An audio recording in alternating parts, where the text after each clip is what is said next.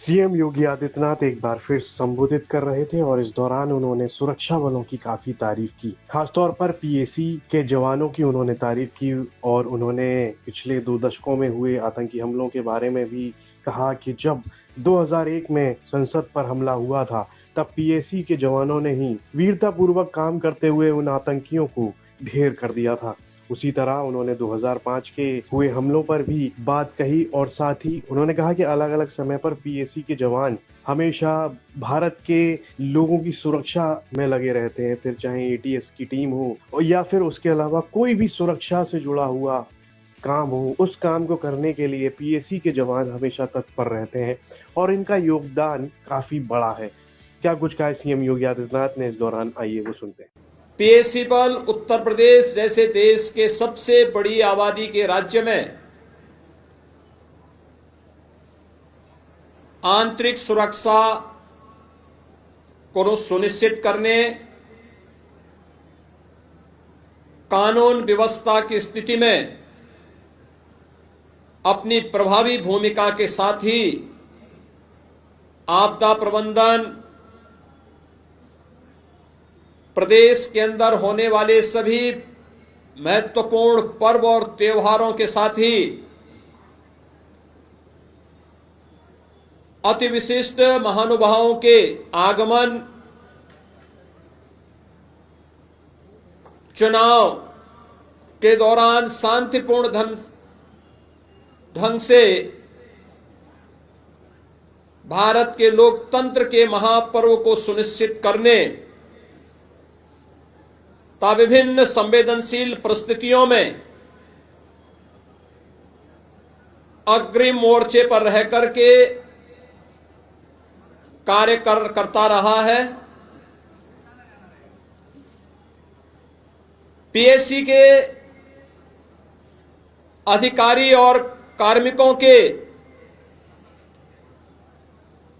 आज वह केवल एक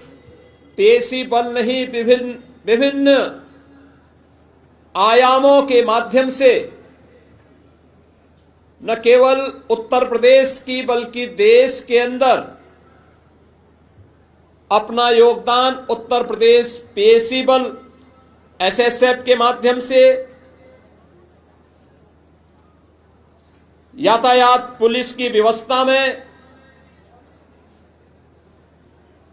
प्रतिसाद निरीक्षक ड्यूटी में, प्रशिक्षण संस्थानों में प्रशिक्षक के रूप में, एटीएस एवं एसटीएफ के कमांडो के रूप में भी अपनी सेवाएं प्रदान करके अपने कर्तव्यों का निर्वहन कर रहा है।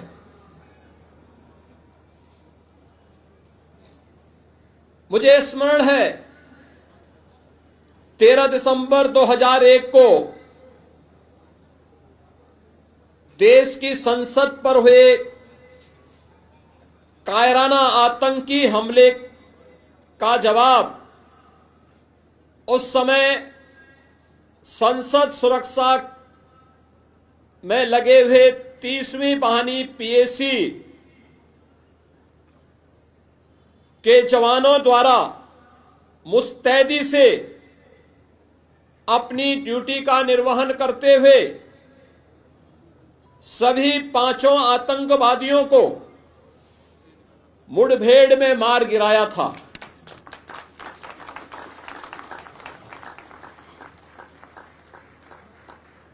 जुलाई 2005 को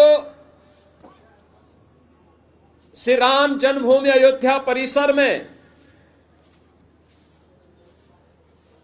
आतंकी हमले के दौरान सीआरपीएफ, पीएसी और उत्तर प्रदेश पुलिस की संयुक्त टीम द्वारा मोर्चा लिया गया और इस मुठभेड़ में उन सभी आतंकवादियों को भी मार गिराया गया था।